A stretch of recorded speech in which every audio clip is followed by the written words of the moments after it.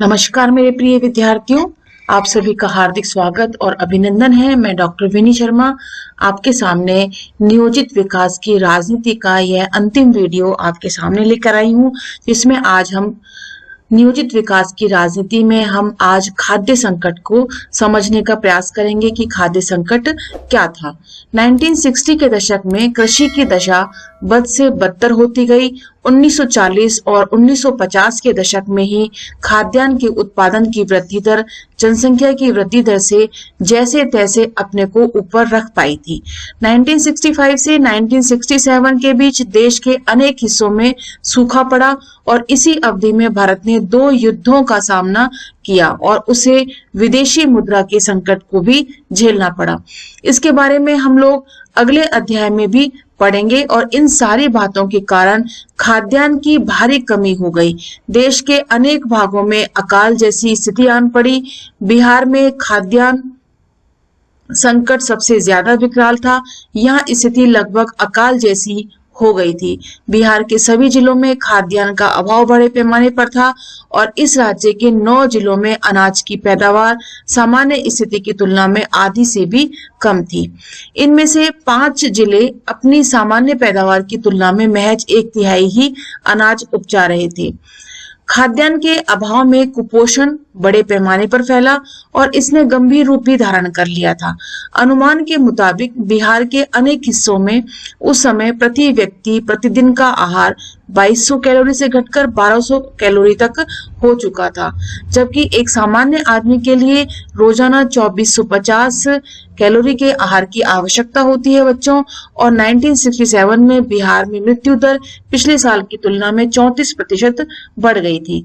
इन वर्षों के दौरान बिहार में उत्तर भारत के अन्य राज्यों की तुलना में खाद्यान्न की कीमत भी काफी बढ़ी। अपेक्षाकृत समृद्ध पंजाब की तुलना में गेहूं और चावल बिहार में 2 गुने अथवा उससे भी ज्यादा दामों पर बिक रहे थे। सरकार ने उस वक्त जोनिंग या इलाका बंदी की नीति अपना रखी थी और इसकी वजह से विभिन्न राज्यों के बीच खाद्यान्न का व्यापार नहीं हो पा रहा था।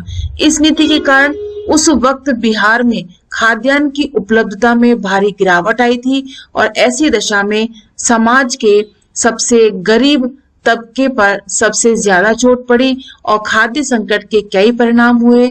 सरकार को गेहूं का आयात करना पड़ा और विदेशी मदद भी स्वीकार करनी पड़ी, खासकर से संयुक्त राज्य अमेरिका के द्वारा हमें मदद प्राप्त करनी पड़ी।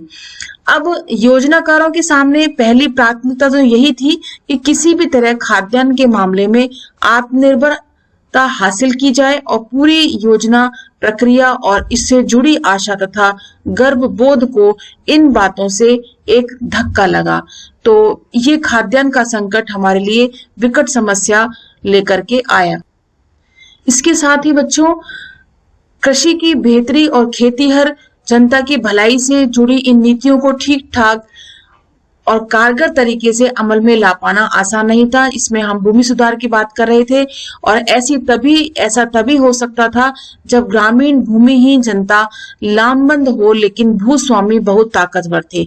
इनका राजनीतिक रसूख भी था और इस वजह से भूमि सुधार के अनेक प्रस्ताव या तो कानून का रूप नहीं ले सके या कानून बनने पर महज कागज की शोभा ही बढ़ाते रहे।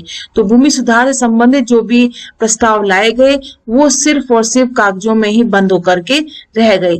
इससे पता चलता है कि आर्थिक नीति किसी भी समाज की वास्तविक राजनीतिक स्थिति का ही अंग होती है। इससे यह भी जाहिर होता है विद्यार्थियों कि शीर्षस्थ नेताओं की भलमचाहत के बावजूद प्रभुत्व संपन्न सामाजिक वर्ग ही हमेशा नीति के निर्माण और उसके क्रियान्वयन पर अपना कारगर नियंत्रण रखता है। कहने का तात्पर्य यह है कि शीर्षस्थ नेताओं की भलमनसाहत मतलब उनकी भल मानसता के बावजूद भी प्रभुत्व संपन्न जो सामाजिक वर्ग है, यानी जो ऊपरी अधिकारी वर्ग जो है, वो हमेशा इस नीति के निर्माण और उसके क्रियान्वयन में हमेशा नियंत्रण यानी कि रोक लगाता रहता है। इसके बाद बच्चों बात आती है हरित क्रांति की।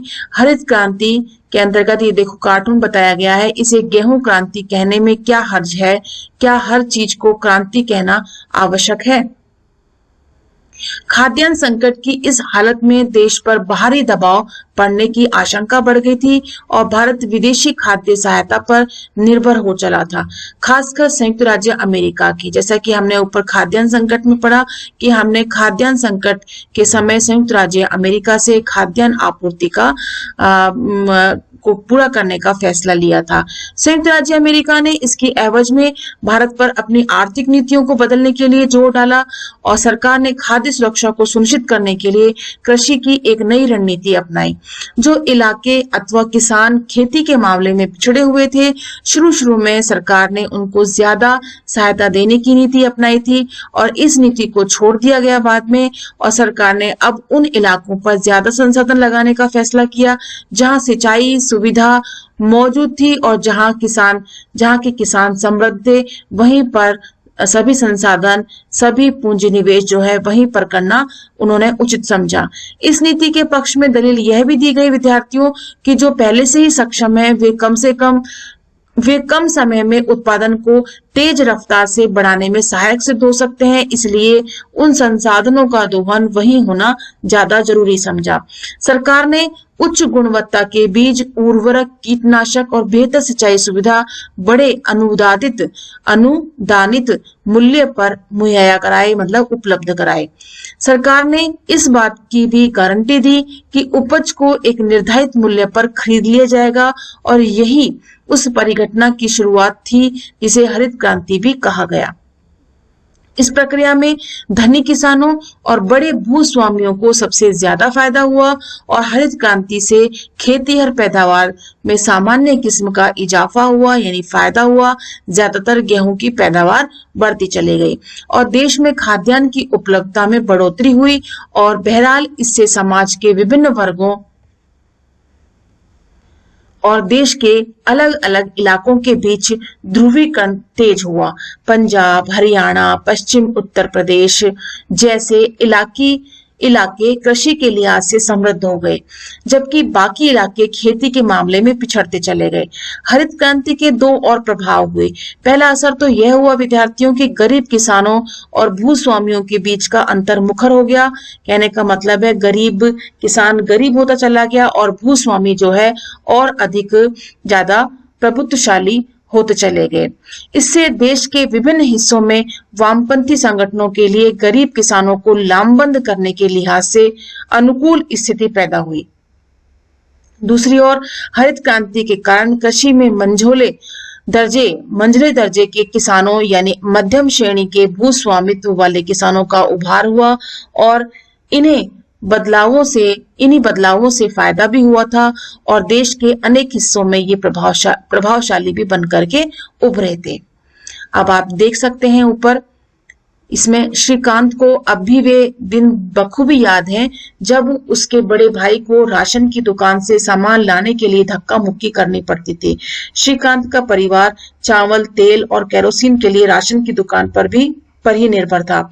कई बार ऐसा भी हुआ कि उसका भाई राशन की लाइन में खड़ा रहा और जब उसकी बारी आई तो पता चला कि राशन खत्म हो गया। अपने परिवार के वरिष्ठ सदस्यों से पूछें कि राशन कार्ड क्या होता है, कैसा होता है और यह भी जानने का प्रयास करें कि क्या वे कोई सामान अभी भी राशन की दुकान से खरीदते हैं।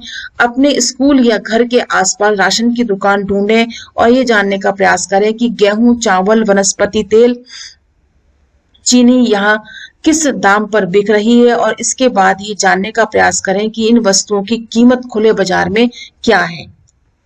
इसके बाद आप ये देखें कुछ और आगे, अटरली बटरली डिलीशियस का जुमला हमने बहुत समय हमारे समय में हमने बहुत सुना था और वह खुशगवार तस्वीर भी देखी आपने और जिसमें एक छोटी सी बच्ची के हाथ में मक्खन लगा टोस्ट होता है। जी हाँ, हम अमूल के विज्ञापन की बात कर रहे हैं। क्या आप जानते हैं कि अमूल के उत्पादन के पीछे सहकारी डेयरी फार्मिंग की एक पूरी कथा छुपी हुई है। मिल्कमैन ऑफ इंडिया के नाम से मशहूर वर्गीज कुरियन ने गुजरात सहकारी दुग्ध एवं विपणन परिसंघ की विकास कथा में केंद्रीय भूमिका निभाई और अमूल की शुरुआत की। गुजरात का एक शहर है आनंद। सहकारी दुग्ध उत्पाद का आंदोलन अमूल इसी शहर में कायम है और इसमें गुजरात के 25 लाख दूध उत्पादक जुड़े हुए हैं। अब हो सकता है इसमें और भी अधिक जो है दूध उत्पादक और जुड़ गए हों इसमें। ग्रामीण विकास और गरीबी उन्मूलन के लिहाज में अमूल नाम का ये सहकारी आंदोलन अपने आप में एक अनूठा और कारगर मॉडल था। इस मॉडल के विस्तार को श्वेत क्रांति के नाम से भी जाना गया और 1970 में ऑपरेशन फ्लड के नाम से एक ग्रामीण विकास कार्यक्रम भी शुरू किया गया।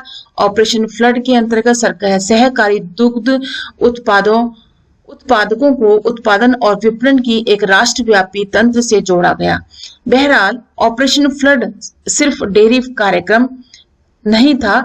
इस कार्यक्रम में डेयरी के काम को विकास के एक माध्यम के रूप में अपनाया गया था ताकि ग्रामीण लोगों को रोजगार के अवसर प्राप्त हों, उनकी आमदनी बढ़े तथा गरीबी दूर हो। सहकारी दूध उत्पादकों की सदस्य संख्या लगातार बढ़ रही है। सदस्यों से में महिलाओं की भी संख्या बढ़ रही है। महिला सहकारी डेयरी के जमातों में भी इजाफा हुआ है। तो इस प्रकार से श्वेत क्रांति और ऑपरेशन फ्लड भी चलाया गया, जो दुग्ध उत्पादकों के लिए एक विकासात्मक कार्य या एक ऐसा कार्य था जिसमें कि सहकारी डेयरी में काफी फायदा होता जा रहा था। इसके बाद के बदलाव हम देखें, 1960 के दशक के अंत में भारत के आर्थिक विकास की कथा में एक नया मोड़ और आता है। 5वें अध्याय में हम पढ़ेंगे कि नेहरू की मृत्यु के बाद कांग्रेस प्रणाली संकट से घिरने लगी और इंदिरा गांधी जन नेता बनकर उभरी। उन्होंने फैसला किया कि अर्थव्यवस्था के नियंत्रण और निर्देशन में राज्य और बड़ी भूमिका निभाएगा। 1967 के बाद की अवधि में निजी क्षेत्र के उद्योगों पर और बाधाएं आयद हो गई, मतलब कायम हो गई। 14 निजी बैंकों का राष्ट्रीयकरण कर दिया गया और सरकार ने गरीबों की भलाई के लिए अनेक कार्यक्रमों की घोषणा की। इन परिवर्तनों के साथ ही साथ सरकार का विचारधारात्मक रुझान समाजवादी नीतियों की तरफ बढ़ा। इन बदलावों को लेकर देश की विभिन्न राजनीतिक पार्टियों में गर्मागर्म बहस भी चली और विशेषज्ञों के बीच भी सरकार की नीतियों पर जोरदार बहसें चली। बहरहाल सरकारी नियंत्रण वाली अर्थव्यवस्था के पक्ष में बनी सहमति ज्यादा दिनों तक कायम नहीं रही और नियोजन का काम तो जारी रहा, लेकिन इसके महत्व में कमी आई। 1950 से 1980 के बीच भारत की अर्थव्यवस्था सालाना 3 से 3.5% की धीमी रफ्तार से आगे बढ़ी और सार्वजनिक क्षेत्र के कुछ उद्यमों में भ्रष्टाचार और अकुशलता का जोर बढ़ता चला गया। नौकरशाही भी आर्थिक विकास में ज्यादा सकारात्मक भूमिका नहीं निभा पाई और सार्वजनिक क्षेत्र अथवा नौकरशाही के प्रति शुरू में लोगों में गहरा विश्वास था, लेकिन बदले हुए माहौल में यह विश्वास और टूट गया। जनता का भरोसा टूटता देख नीति निर्माताओं ने 1980 के दशक के बाद से अर्थव्यवस्था में राज्य की भूमिका को कम कर दिया। इस बदलाव के बारे में हम पाठ्य पुस्तक के आखिरी हिस्से में पढ़ेंगे और जानेंगे। आप इस कार्टून को देखिए, हम लोग आगे बढ़ रहे हैं, जल्दी ही हम भुखमरी और अभाव से पार पा लेंगे। इस बीच थोड़े चने चबाने से काम चल जाएगा। ऐसी दिलासा, ऐसी सांत्वना जो है हर वक्त उन गरीब लोगों को, उन गरीब किसानों को हर वक्त मिलती रही, लेकिन आज भी यह स्थिति किसानों की अभी भी बनी हुई है। तो विद्यार्थियों, इसके साथ ही हमारा अध्याय समाप्त होता है। मैं उम्मीद करती हूँ कि यह अध्याय आपको कंप्लीटली समझ में आया होगा। फिर भी कहीं आपको डाउट होता है और किसी प्रकार की समस्या आती है तो आप कमेंट बॉक्स में लिख सकते हैं। अब देखिए बच्चों, अपने अभ्यास प्रश्न, इसमें पहला प्रश्न आता है, बॉम्बे प्लान के बारे में निम्नलिखित में से कौन सा बयान सही नहीं है।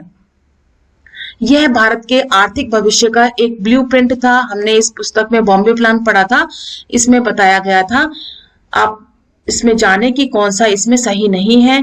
पहला आता है, ये भारत के आर्थिक भविष्य का एक ब्लूप्रिंट था। इसमें उद्योगों के ऊपर राज्य के स्वामित्व का समर्थन किया गया था।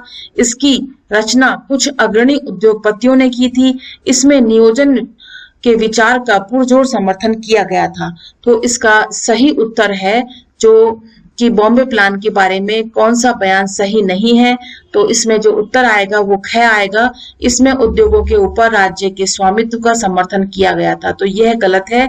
बाकी के जो 3 गलत है से मतलब कि ये बयान सही नहीं है। बाकी के बॉम्बे प्लान के में कै, गै और घै जो है वो सही उत्तर में आते हैं और हमसे पूछा गया है कि बॉम्बे प्लान का सही उत्तर कौन सा इसमें नहीं है।